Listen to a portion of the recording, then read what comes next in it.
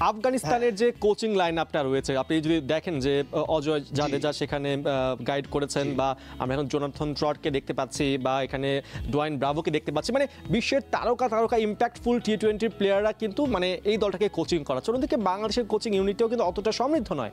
মানে এই যে বিশ্বের তারকারা আফগানিস্তানকে টার্গেট করছে কোচিংয়ের জন্য, তারা ছুটে যাচ্ছে, এর পেছনে কি কারণ থাকতে পারে? মানে তাদের পরিবেশে কোন পরিবর্তনটা এসেছে?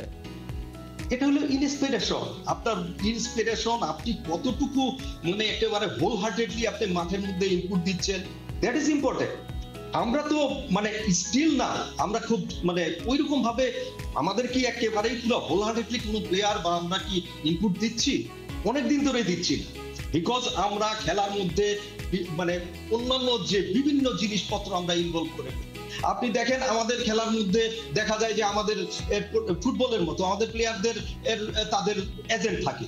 অনেকে বলে, আপনি অবাক হয়ে যাবেন যে আমি কেন এজেন্ট থাকে বলতেছি, এজেন্ট বিকজ দেয়ার ফ্যামিলি আর দেয়ার এজেন্ট। প্রত্যেকটা ক্রিকেটারের ওয়াইফ দেখবেন আপনার বিভিন্ন ক্রিকেটারদের বিষয়ে কমেন্টস করে, it seems to that they are agent of the particular players. Yes, there are the agent policy in FIFA আপনার ওয়ার্ল্ডের মধ্যে আছে, কিন্তু ওই ক্ষেত্রে এজেন্টের জন্য তো আপনার কোড অফ কন্ডাক্ট আছে। কিন্তু আমাদের প্রবলেম হচ্ছে যেটা, যে আফগানিস্তানের ক্রিকেটাররা যেভাবে আপনার যে ইনপুট গুলা দেয়, হোল হার্টেডলি খেলে, তাদের মধ্যে যে ইন্সপিরেশনটা থাকে ওটা আমাদের নেই। আমরা এতদিন ধরে ক্রিকেট খেলেও আমরা বলি যে ওদের প্লেয়াররা ফ্র্যাঞ্চাইজি ক্রিকেট খেলে, আমরা কি মানে ভালো ক্রিকেটার প্রডিউস করতে পারছি না যারা কিনা ওয়ার্ল্ড ক্লাসে? এবং বাস্তবতা তো তাই। আমাদের প্লেয়াররা কেন চান্স পায় না বিভিন্ন আপনার যে রিপুটেড ফ্র্যাঞ্চাইজি গুলাতে?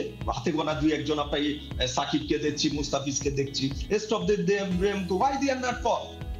আফগানিস্তান প্লেয়ারদের কেন আপনার ডাকা হয়? এই কোশ্চেন তো করি না, খালি শুধু বলে বেড়াই যে ওদের ফ্র্যাঞ্চাইজি খেলে, that's why they are playing. মানে সবসময় আমরা নিজেদেরকে আসলে টেনে আনি যে বাংলাদেশ বলেই হয়তো সুযোগটা পাচ্ছে না, কিন্তু বাংলাদেশ দলটাও তো আসলে নিজেদের প্রুভ করতে পারছে না, এটাও তো একটা পয়েন্ট।